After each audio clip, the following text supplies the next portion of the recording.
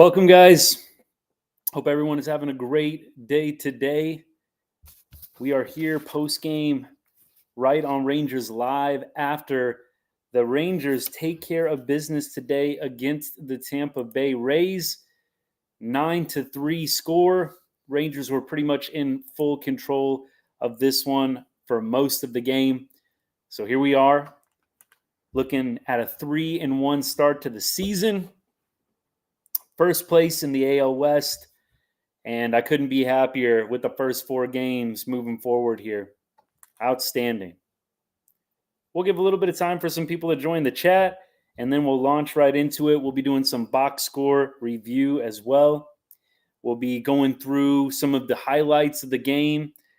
I think I've actually figured out a couple of ways to get you to be able to watch some of these highlights with me. So I think that we're going to have a great show for you today. And let's get right into it. So first of all, I love to see at the very beginning of the game, Semien and Seager starting off with walks, getting on base. They actually did that in Saturday's game as well. Anytime you've got Semien and Siegs back-to-back getting on base to begin the game, I mean, that is just an absolute dream scenario. Really interesting, I noticed that they showed this graphic during, I believe it was the first inning, but you've got Evan Carter, Josh Young, and Wyatt Langford, all, I believe, top 15 in the league in pitches seen per at bat. So you've got a lot of guys in this Rangers lineup that are seeing the ball well. They are walking, they are getting on base. And when that happens, and it's not even your arguably 2 best players in Semien and Seager, I mean, as I've said to you guys a few different times over the course of this first week of baseball, that's going to be scary. I mean, when you have Semien and Seager getting that much help from the supporting cast, this offense is clearly on its way to repeating as the best offense in the American League, but also the best offense in baseball. Let's keep on going. So, Josh Young, really curious to see what happens with him and the injury. I know that he didn't catch it. Josh got hit by a pitch late in the game, 7th, 8th inning, and had to leave the game. Looks like he got hit on his hand pretty flush.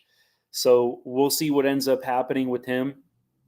I really think that a lot of Ranger Nation is probably holding their breath at this point, myself included, because I've said over and over again, Josh Young is going to be an MVP candidate.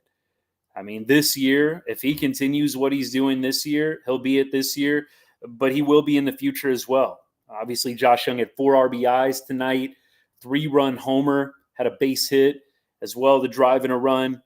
I mean, when you have Josh Young clicking like that, playing a Gold Glove defense as well, I mean, things are just going to be continuing to click for the Rangers. But if Josh Young goes down, I'll be interested to see what they do to replace him. They've got some guys that can step in, but Josh Young, losing him, not just on the offensive side, but on the defensive side, would be a huge loss for this team. Let's keep on going. Jankowski, great range in center field tonight. He had a really nice catch going to his left, running down a ball early on in the game. I believe it was in the first or second inning. And he actually had a pretty nice night at the plate, too. I think he had a double tonight. Walk, got on base. I really wonder if the Rangers are going to start going with the platoon of Leote against lefties and Jankowski against righties. I did look up Leote's splits, and Leote in 2023, so last year, versus a left-handed starter, 314 average when Leote bats against a left-handed starter, 314. When he bats against a right-handed starter, again, 2023, 246 average. That's a pretty big difference. So it wouldn't shock me if maybe they start going to a platoon. Who knows? Maybe we're reading too much into it. Maybe it's just a routine off day for Leote. Very well could be. But I would like to see Jankowski play more. I mean, if you've got a guy that can compete in the World Series at the highest level and perform like Jankowski did when Garcia went down with that injury, I don't know why he's not getting playing time. He can clearly play good defense, clearly can put the ball in play. And if you've got Jankowski at the bottom of the order getting on base for Simeon and Seager, that's a recipe for success, no doubt. So would love to see Jankowski get more consistent time. I think he is on his way to platooning in the outfield, especially if you see Leote continue to struggle and not heat up with the bat. Let's keep on going. So next, Heim behind the plate, threw out a runner at third base. I continue to be amazed by what he does as a catcher defensively. Obviously, you don't earn a gold glove playing shabby defense. I mean, it really impressed with Heim defensively. I would love to see him come around a little bit with his bat. Looks like tonight, 0 for 4. Put the ball in play, no strikeouts, but hitting 154 on the season. Would really like to see Heim just be a solid 250 to 275 hitter. He doesn't need to be an all-star candidate, but if he can just hit 250 and play amazing defense for this Rangers team, that's really all they need to be successful. So Jonah Heim, was impressed with him throwing out some guys. Wyatt Langford, I think he had a nice game today as well. He had a nice single in the fourth inning. Exit velo was 108 on that. Had a pretty aggressive base running move. Almost worked out. In fact, I might be able to get that up for you guys. But Wyatt Langford is going to be an electric player for the Rangers for a long time. Looks like Langford on the season hitting 294, 762 OPS. He went 1 for 5 tonight, struck out. So put the ball in play a lot. And Wyatt Langford is going to do that. As we talked about earlier, he's a guy that sees the ball very well. His vision is incredible, especially for a rookie. Wyatt Langford is only going to continue to get better. So I think I might be able to get that replay up for you guys. I'm actually going to see if I could pull that off right now for you. So let me try this out here. I'm actually not using my phone tonight, using a computer. So we're going to see if I can get a little bit of a cooler setup for us while we go live. So first of all, let me get to the highlights. Let me see if there's any worth going over. Let's look at the Josh Young home run. And Young go big for you. this And one rewind a high little in the bit. air. So Josh Young, 4 RBI night. I mean, that's just an absolute blast. You know that's gone right away when it gets hit. Just beautiful to watch him swing the bat when he's on. Pepio, the Rays pitcher, he was a little bit off tonight. I mean, I think the first inning he was really struggling. And I'm really glad Josh Young jumped on this because it was 2 outs at that moment. Garcia had just popped up to the infield, and it wasn't looking like the Rangers were going to score. I mean, it was really looking dicey. I did not think that they were going to push runs across there, but they ended up making it happen. So good for them. Let's go ahead and let's lock in on a couple others. I'm going to go full screen on this and spotlight this for you guys if I can, so that way we can really take a look at some of these highlights. So that was the Young home run in the first inning. And we've got a couple others that I think are worth going through as well. Maybe they don't have all of them quite up yet. Looks like they got a few Rays plays. Dane Dunning dealing. Here's the Josh Young RBI. Let me get this up for you guys too. In the 6th, only 1 out still. Payoff runner goes. That one's lined up. Solid base hit up the middle. Love to see that. Carter will have a chance. No, they'll stop him at third. That made it 4-0, I believe. So Josh Young just great at bats tonight. Let me know in the chat if anybody finds out what's going on with him and that injury. I really hope that he's doing okay. Really hope that he's doing all right. Hopefully the x-rays come back negative and he'll be back in the game tomorrow, maybe on Wednesday. I think Wednesday's a day game. Maybe they'll end up giving him a couple of days off. Let's see what else we got. Jared Walsh. I didn't have any notes on him, but this was his only hit of the night. But hitting 357 on the year, pretty hot start. 2 strikeouts tonight, but here was his big moment in the game. Let's go to it now. This one lined into line right drive by into right Walsh. field. He picks up an There's actually a really RBI. good article I It's read on 6-0 Jared Walsh. Rangers. Another good Anybody else at Jared the end of last they just season. continue to Basically, add on. when he played not with content the Angels, right? until Which the a lot very of us last remember. out of the ball game. He played with the Angels, and he had I think a 30-plus home run year. And essentially, at the end of the 2023 season, so at the end of last year, he got an opportunity to play again for the Angels. They kind of knew that he was going to be a free agent the next year, but they were giving him some reps. And he basically admitted that he wasn't totally healthy. I think he got COVID, and I guess COVID really messed with him and his neurological system. I don't know. It was kind of crazy, honestly. Talking about Jared Walsh right now, Rangers first baseman, filling in for Nate Lowe while he's injured. So Jared Walsh, I think, could potentially be getting back to that form he had with the Angels where he was hitting 30-plus home runs. I mean, I don't know. Obviously, when Nate Lowe comes back, he's probably going to see the field a little bit less. But I have said in previous lives, I really do like that the Rangers have somebody else at first base that they can play. I know Walsh kind of had a little bit of an error at the end of the game. We'll forgive him for that one, for the hot start that he's had with his bat.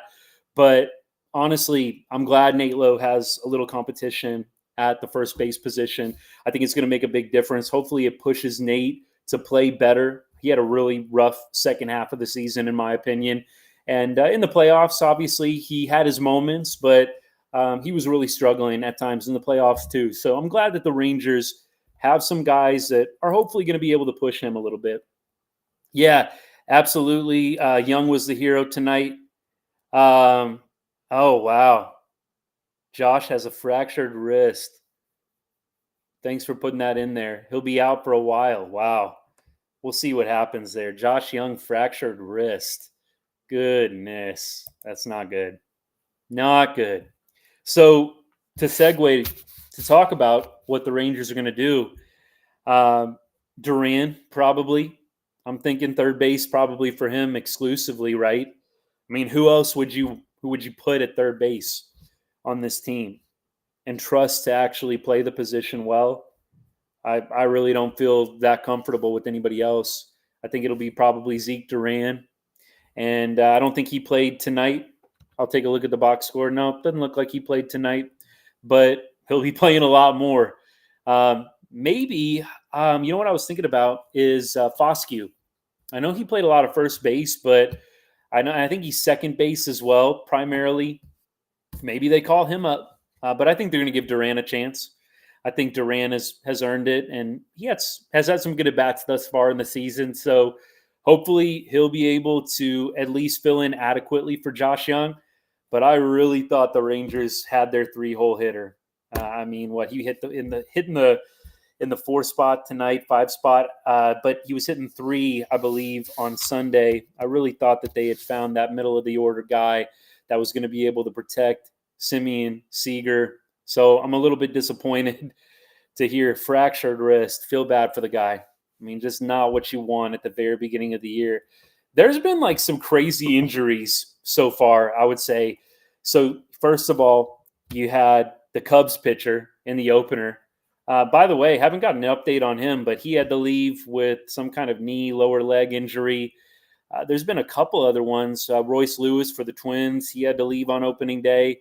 Just really unfortunate that we have this many injuries, and Rangers finally a victim as well. Let's go through some other notes. So first of all, Dunning, thought he pitched really well. I think they probably left him out there a little bit too long. I know he had a couple of home runs hit off of him, but he really had his pitches working tonight early. So first of all, he had the cutter, struck out Yandy Diaz early. That was beautiful pitch for him tonight. Struck out Meade 2 times on the slider. Struck out another guy, Shenton, I think, twice on the changeup. So he was really looking good tonight. Had a lot of positive things working for him, but I think they just left him out there a little too long. I think Dunning is a 5 or 6 inning guy at this point. A little bit of the walk sees tonight. I think he walked 4 guys. Gave up 3 hits. So, I mean, really not too bad. 6 innings pitched, 6 and a third technically. Allowed 7 base runners. That's really not bad. You'll take that. But gave up 2 home runs late. Pitch count really wasn't that high. I think he threw 93 pitches tonight, but that's really not anything terrible. I think that obviously he probably could have gone more, but just starting to lose it a little bit late, and I'm glad that they went out and got him when they did. Robertson came in, pitched an inning and 2/3, no hits, 1 walk, 3 strikeouts. I said in December, or whenever it was that we picked up Robertson, that was going to be a huge move. That is a veteran guy that has been in World Series, pitched for the Phillies most recently in the World Series that the Phillies played against the Astros. Robertson is going to be a big guy for us down the stretch. I don't think that they have defined a role for him. I think Robertson is just going to be high leverage guy. He might end up closing some games for us here and there if Leclerc needs a break or if Leclerc isn't getting it done.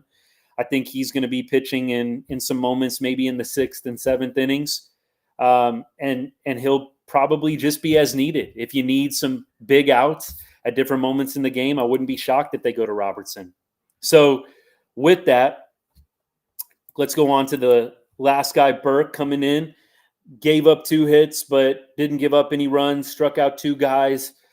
If Burke can come along this year, I would just be so happy and thankful because that's a left-handed guy that would be really nice to have in big moments in ball games in October. I mean, they'll probably have Bradford in the bullpen, but if you can have a guy like Burke, a lefty that can come in against big-time left-handed hitters and get outs, that would be such a big positive thing for this Rangers bullpen. I'm just looking at some of the comments now. The depth of the Rangers bench, I've talked about that a lot. The depth of the Rangers bench and the bullpen is going to be huge this season. It wouldn't shock me if the Rangers still ended up winning a lot of games with Josh Young hurt. I don't think this team is going to fold by any means. But it's helpful when you've got as deep of a bench as the Rangers do, and you've got some guys that can play multiple positions. I think they're going to be okay. It just bums me out. Josh Young was off to such a hot start these first 4 games. Would have been nice to see him play out the entire year. If you remember last year, he got hurt, probably ended up costing him Rookie of the Year. I think he would have had a very, very good shot to win Rookie of the Year last year, Josh Young, had he not been injured and played a full season. So sad to see him have to miss some significant time again. Walsh lost the ball in the White Roof. I could see that. That honestly, it's a tough place to play outfield or to handle pop flies, the Trop down in St. Pete. It's a tough place. Hopefully they can get a new ballpark. I think they're getting one. It's not much to look at on the inside or on the outside. So I think they're going to be getting a new ballpark here in a couple of years. But I think the Trop is notorious for losing fly balls. They've got those catwalks. In fact, when I showed that young homer a few minutes ago, I thought that home run was maybe going to hit one of those catwalks. Back in the day, fun fact, they actually used to call something different beyond a home run if you hit that catwalk. I forget if it was like a foul ball or a dead ball, but it didn't used to be an automatic home run if you hit those catwalks that kind of surround the outer fence up in the rafters of that roof. Now, if you hit the catwalk out in the outfield, it's an automatic home run, as it should be. If you're hitting that catwalk, I mean, you annihilated that baseball. So, yeah, not shocked that Walsh lost that ball in the roof. Just like the old Metrodome, exactly. I could see that for sure, 100%. Let's go through a couple other things. First of all, Garcia. Garcia hits his 100th homer of his career. That was awesome to see him do that. In fact, I thought he was going to have another homer earlier in the game. He, I think, powered one out to about the same spot. Obviously, it stayed in the ballpark, but nearly identical location. Garcia, he sometimes frustrates me, like earlier in the game. I think in the first inning, you needed just a nice hit to the outfield or ground ball to score Simeon from third base. This is the first inning right before the Josh Young home run, and Garcia doesn't really pick out a good pitch, and he pops up to the first baseman. Now, fortunately, Young comes up in the first inning after Garcia pops out to the infield and hits a home run. But I do get a little frustrated with Garcia's situational hitting. I know I'm being picky, but that's what we do here on Right on Rangers Live after ball games. We break down the nitty-gritty. And I just wish he was a little bit better situationally, just not doing too much and just doing the right baseball move at the time, getting those runs scored. It's going to come into play later on in big moments in the 8th inning, 9th inning, and you want him situationally to be sound. Hey, all I need to do here is drive a ball to the outfield. I have to pick out my pitch and wait on it and drive the ball. I think actually in probably Sunday's game, maybe it was Saturday's game, something similar happened. He's not picking out his pitch and he pops up when you really just need a productive out and him driving that ball out to the outfield. But look, when you have a home run being hit by him almost every game, you really can't complain too much. I know I am, and I don't want to be. I love Adolis Garcia. He is going to be a fixture in this lineup, hopefully for a long time. Let me see if I can get that homer up, by the way. We're talking about Garcia and his 100th career homer, top of the 8th inning. Let's see if I can get that up for you guys right quick. So we've got, again, Rangers winning 9-3. This put the Rangers up 7-3. This Garcia shot. Garcia hits out a ton. No getting that back. It's gone. Third home run of the year for Adolis Garcia and his buddy Randy Arozarena never moved up some of the field. He knew exit velocity information, all that stuff in that. But that's the he got a hold of his that career. Forgot that and one. that's a beautiful this is shot. He number knows 3 it. for Mr. Adolis Garcia. You're always gonna get a little something extra after Garcia hits a home run, aren't you? But I'll tell you what, Garcia is going to be a great ball player for the Rangers moving forward this year. They need him, especially with Josh Young going down, broken wrist. Bochy said he's going to be out for a while. Thanks for putting that in the comments, Pops. Appreciate that. So let's talk about a couple other things, and then I'll do a little box score review, although I've already kind of been doing it in so many ways. So first of all, we had, let's see, Jankowski 1 for 3 with a walk and a double. Thought he might have actually hit another home run off the bat, but hit the base of the wall out in right center field. Jankowski really seeing the ball well so far. Josh Young was 3 for 4 tonight, 4 RBIs, hitting .412 on the season. Adolis had that 1 homer, 1 for 4, 2 RBIs. Put the ball in play every time. No strikeouts for Adolis. I think he had like 3 yesterday. So glad to see that he's putting the ball in play at least. Carter, hitless on the year. That's crazy. Evan Carter, hitless on the year. But he did draw a walk tonight. And I think they showed a stat in the broadcast that he's leading the American League in walks. I believe he has 6 walks in 4 games, talking about Evan Carter, Rangers right fielder tonight. But a 0 average on the year. No hits yet. Evan Carter still looking for that first hit. Was a little surprised to see that. I mean, I just think I've seen him on base so much that I really didn't realize that he was not even with a hit yet this year. So beyond that, Seager, 1 for 3, 2 runs scored tonight, 2 walks. Siegs hitting .462 on the year. So he's up to his old ways. Simeon had 2 walks tonight, scored a run, went hitless, but got on base twice. And then we already did box score review with the bullpen. So let's start talking a little bit about the matchup for tomorrow. So the Rangers play tomorrow against Tampa. They also play on Wednesday. I believe Wednesday is a day game, and then they have a day off on Thursday before a really big series with the Houston Astros that starts on Friday. I'm really looking forward to that series with the Astros. So tomorrow, game time, same time, 5:50 Texas time, first pitch. We've got Andrew Heaney and Zach Eflin. Eflin got roughed up in his first start, 9.53 ERA, 0-1 on the season. Heaney hasn't pitched yet at all for the Rangers yet. Obviously, he had a great postseason, so hopefully Andrew Heaney will have a good first outing. Wouldn't be shocked to see him do well with how he pitched in October. So tomorrow, 5:50 Texas time, 3:50 my time out here in Vegas. And then on Wednesday, we've got Eovaldi. So Evo's pitching for the second time this year. Looks like it is a 12-10 Texas start. And Rays is to be determined at this point who's going to be starting that Wednesday game. Our betting system, 3-1 on the year. Of course, a lot of you guys know we are betting 1 cent for every Facebook follower. And the system is now 3-1. And the Rangers were actually an underdog today. So got some plus money today on the Rangers. I don't know how much they're going to be underdogs this year. So anytime you can get the Rangers as an underdog this season, I think on principle alone, take it.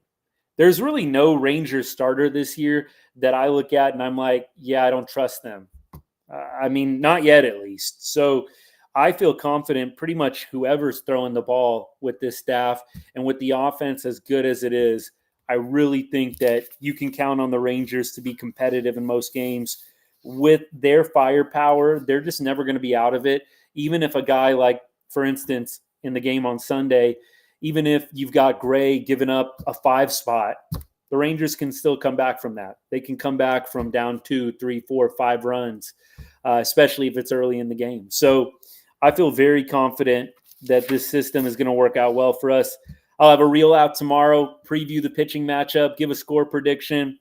I said 6-5 today. I think 6-5 was my score prediction on the day. So obviously we got the win part of it right. But final score for the Rangers ended up being a 9-3 ball game. So we'll have a score prediction for you tomorrow in the video.